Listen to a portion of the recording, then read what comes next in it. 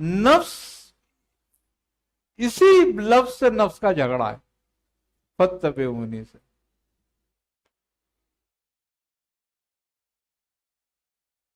इसका किसी चीज से झगड़ा नहीं है, इस लफ्ज से झगड़ा है। इस पे ये नहीं आता। और एक आम आदमी का नहीं, बड़े बड़े अहले इल्म और मुत्तकियों का नहीं आता इस बात पर। अगर आ जाए तो फिर अल्लाह की मोहब्बत ना हो जाए पैदा। असल बात यह है कि हम जो कुछ कर रहे हैं वो मोहब्बत में कर रहे हैं या आदत से कर रहे हैं, खौफ में कर रहे हैं या उम्मीद पे कर रहे हैं।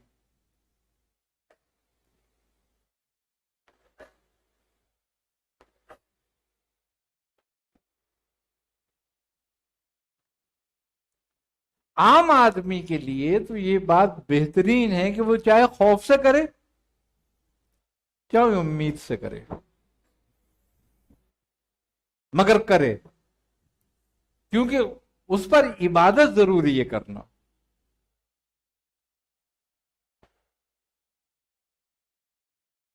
मगर सूफिया के नजदीक आरिफ को इस बात का जानना जरूरी है कि वो क्यों कर रहा है।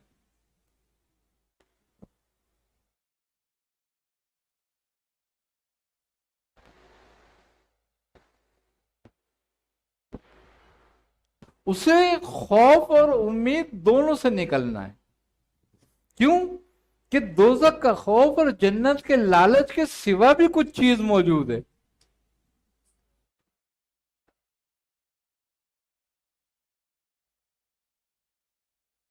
ये समझने वाली बात यह है कि माज अल्लाह, क्या अल्लाह इस बात के लायक नहीं कि उसकी इबादत की जाए? अल्लाह इस बात के लायक है कि हम उसकी इबादत करें। जन्नत और दोजख का मामला तो बाद का है। वो तो ऐसी शान और खूबी का मालिक है।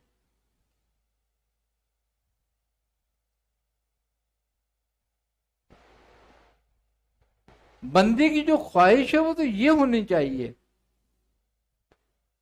कि मेरे रब, मैं तेरी इबादत इसलिए कर रहा हूं कि तू इबादत के लायक है। मैं तेरी अतात इसलिए कर रहा हूं कि तू अतात के लायक है।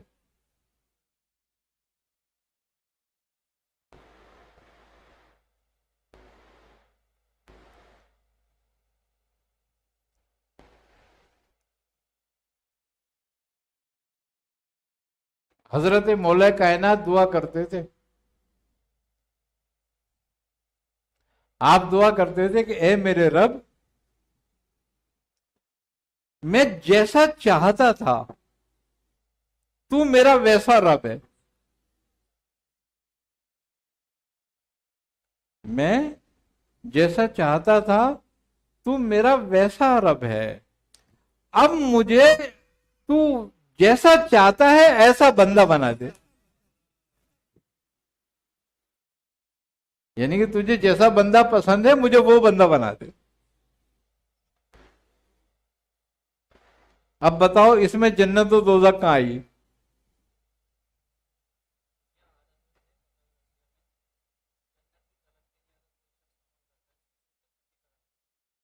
शिर्क खफी है। आरफीन के नजदीक जन्नत की तलब करना शिर्क खफी है, इसलिए कि खुदा के मुकाबले में खल्क को चुनना शिर्क है, शिर्क खफी कहलाता है।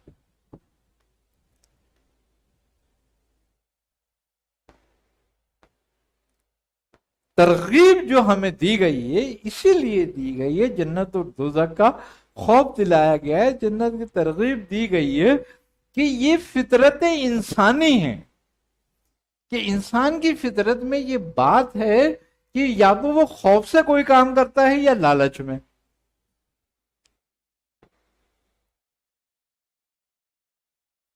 अब किसी पे भी करे, خوف پہ کرے یا لالچ پہ کرے.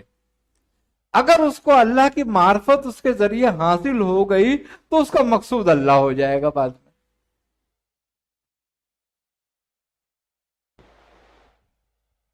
آدمی سیڑھی در سیڑھی چڑھتا ہے نا، تو کرنی ہے عبادت، چاہے خوف میں ہو چاہے لالچ میں ہو. اللہ اسی کے ذریعے پھر جب بندہ یقین کامل سے عبادت کرتا ہے تو اللہ اسی عبادت سے راہ کھولتا ہے اور اس کو اپنے تک لے آتا ہے. خلق سے نکل کے بندہ خالق تک پہنچ جاتا ہے.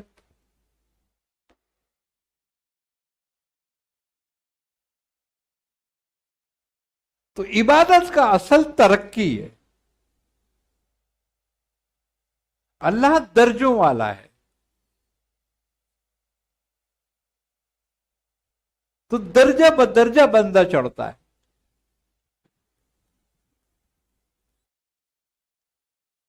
لیکن ہم یہ کہیں کہ ہم پہلے ہی خلاص ہم میں آ جائے، ایسا بھی نہیں ہوتا. اور ہم یہ کہیں کہ چلو کوئی وقت تو آ ہی جائے گا، اخلاص ہو ہی جائے گا پیدا، اسی میں مر جاؤ، ایسا بھی نہیں ہے. کیوں؟ کہ بندہ وہی کچھ پاتا ہے جس کی وہ صحیح کرتا ہے.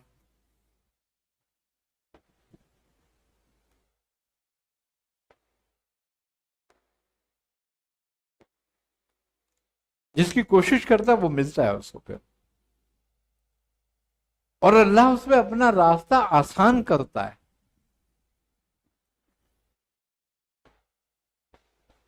ہمارا یہ یقین ہونا چاہیے اپنے رب کی ذات پر کہ اگر ہم نے فجر کی نماز پڑھ لی تو یہ اس نے ہماری قبول کی تھی تو ہم نے پڑھی. اللہ کی توفیق کے بغیر عبادت نہیں ہے. اگر ایک ذکر کے بعد دوسرے ذکر کا تمہارا دل کرتا ہے تو اس کا مطلب ہے پہلا ذکر قبول ہوا ہے تو دوسرے کی توفیق ہو رہی ہے.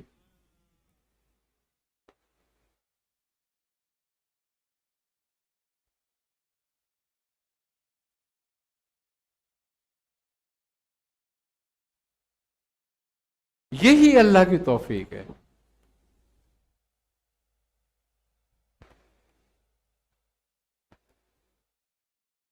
کہ ہم ایک ذکر سے دوسرے ذکر کا انتظار کریں اور اس کا کریں، اس کو ذکر ایک وقت سے نماز کے دوسرے وقت کا انتظار کریں کہ کب آئے گا. اگر یہ بات بھی ہم میں پیدا ہو گئی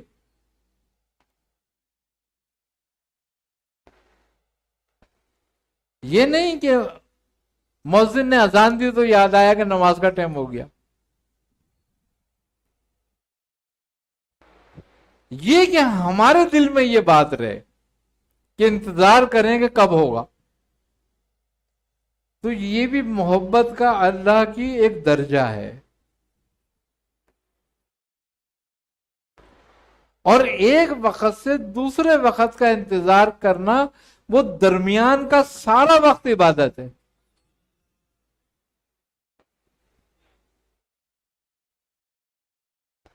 کیوں؟ کہ وہی دھیان میں ہے.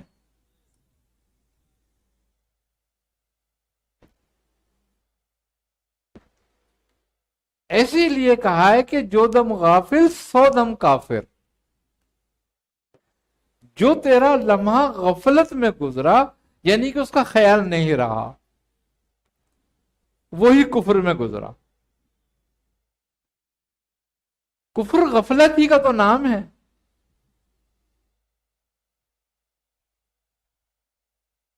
ایک کافر قطعی ہے، وہ بالکل ہی غافل ہے. وہ تو یہ کافر نہیں ہے، اس کا وقت کفر میں گزر رہا ہے.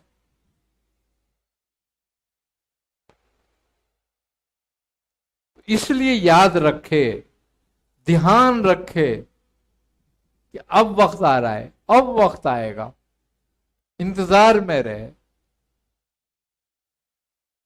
اللہ کو یہ بات بھی بڑی پسند ہے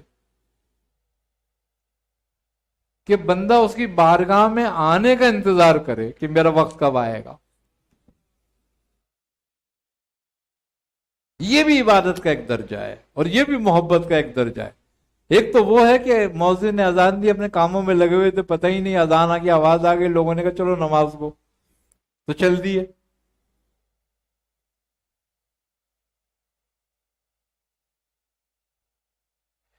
اسی طریقے سے محبت پیدا کی جاتی ہے۔ کیوں بزرگان اکرام لمبے لمبے وظائف کرتے تھے؟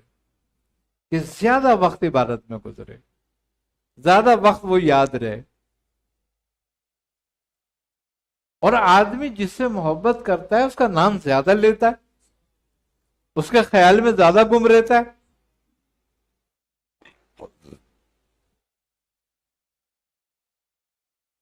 بھائی تمہارے کسی دوست نے کہا بھائی 4 بجے میں فون کروں گا تجھے، یاد رکھیو، اب تم گھڑی دیکھتے رہو گے کب 4 بجیں گے۔ کیوں؟ اس لیے کہ محبت ہے، اس ٹائم کے منتظر ہوگا جب وہ ملاقات کرے گا یا بات کرے گا، جب وہ رابطے میں آئے گا۔ تو نماز بھی رابطہ ہے رب سے۔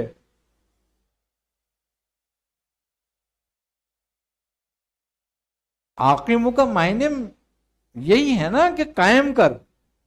کیا قائم کر؟ صلاۃ۔ صلاۃ سل سے ہے، اور سل کے معنی رابطے کے ہیں۔ وہ تو کہہ رہے ہیں مجھ سے رابطہ قائم کر۔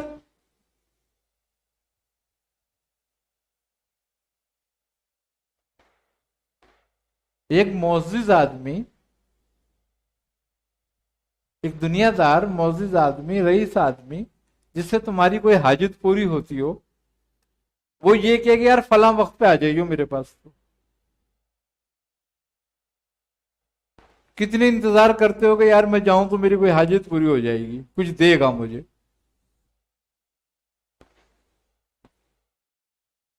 انتظار رہتے ہو کہ وقت کب آئے گا، کب پہنچنا ہے مجھے، اور اس وقت کے آنے سے پہلے ہی نکل پڑتے ہو کہ چلو پہنچتے پہنچتے وقت ہو جائے گا۔ کتنی شدت سے جا رہے ہوتے ہو، سارے کام چھوڑ دو، کوئی کہتا ہے کہاں جا رہا ہے، بولے بعد میں آن کے بتاؤں گا، ابھی تو مجھے جانا ہے۔ یہ ایک اپنی ظاہری حاجت کے لیے بندے کا حال ہوتا ہے، اور جو حقیقی حاجت روا ہے، جو مالک الملک ہے،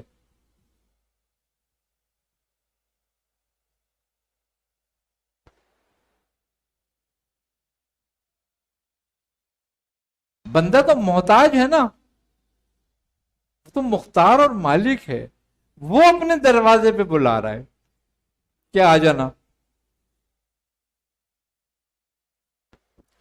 اور کہہ کے بلا رہا ہے کہ آؤ فلاح کی طرف، آؤ بھلائی کی طرف، اگر اپنا بھلا چاہتے ہو تو آؤ۔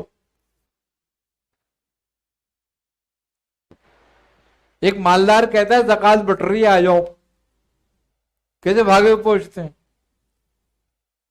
اگر 10 کی بٹ رہی ہوتی ہے تو 100 پہنچے ہوئے ہوتے ہیں۔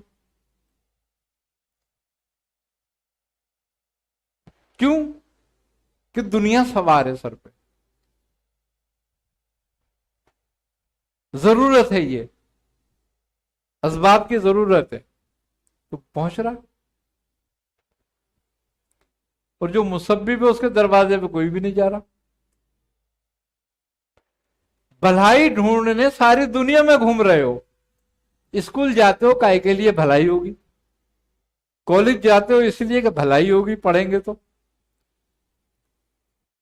مدرسے جاتے ہو تو کہ دین سیکھیں گے، بھلائی ہوگی، کچھ عالم بن جائیں گے۔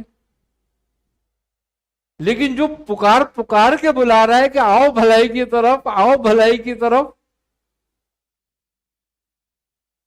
وہاں کون جا رہا ہے؟ جس کا گھر برابر میں مسجد کے ہوتا ہے وہ کہتا ہے یار تجھے اور کوئی کام نہیں ہے، تو جب نیند آتی ہے تو جب ہی چیخنے لگتا ہے. ذرا اسپیکر کی آواز کم کر لیا کر اپنی. کیوں بری لگ رہی ہے بھلائی؟ اس لیے کہ دل آخرت سے خالی ہو گیا ہے. سنتے رہتے ہیں، کیا کریں گے جا کے وہاں؟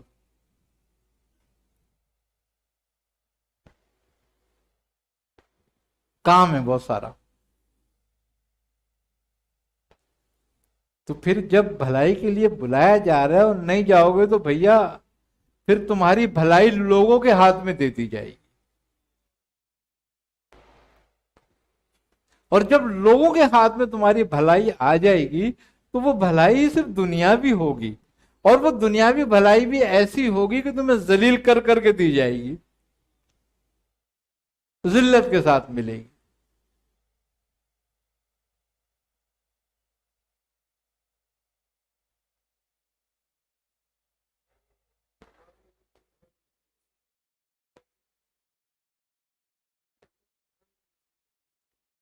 دیکھو جب ہم نماز توجہ سے پڑھتے ہیں تو وسوسے آتے ہیں، مگر یہ تھوڑے سے دنوں کے لیے ہوتے ہیں.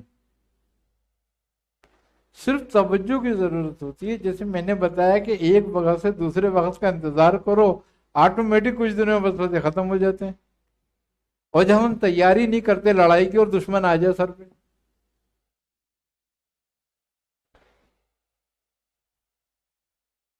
تو جہاد کی تیاری نہیں کرو گے اور دشمن سر پہ آ جائے گا تو کیا کرو گے پھر؟ تو جہاد کی تیاری رکھو پہلے. یہ جہاد ہے، جد و جہد ہے. اسی لیے اللہ تعالیٰ کہتا ہے کہ اور خدا کے راستے میں جہاد کرو، جد و جہد کرو تاکہ تم فلاح پاؤ.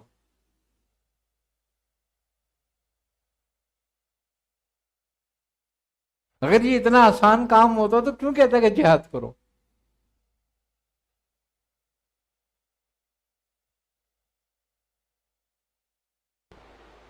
اور کیوں مؤذن چیخ چیخ کے کہتا ہے کہ آؤ بھلائی کی طرف؟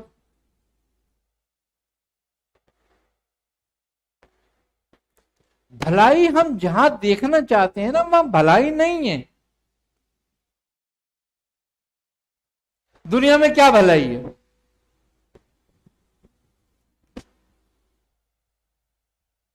دنیا میں کوئی بھلائی نہیں ہے، ضرورت ہے بس. بھلائی تو آخرت میں ہوگی.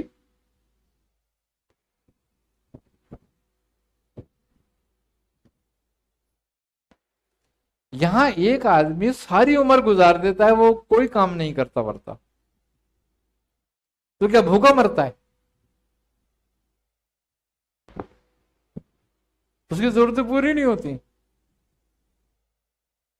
ہوتی رہتی ہیں. کپڑا بھی ملتا ہے، روٹی بھی ملتی ہے، چاہے کوئی برا بھلا کہہ کے دے، چاہے کوئی محبت سے دے، لیکن عمر پوری ہو جاتی ہے اس کی. دنیا جو ہے وہ ضرورت کے لیے ہے. جتنی ضرورت تمہاری ہیں اتنی دنیا کماؤ، تم کوشش کرو اس کی. ہم دنیا کو خواہش کے مطابق گزارنا چاہتے ہیں.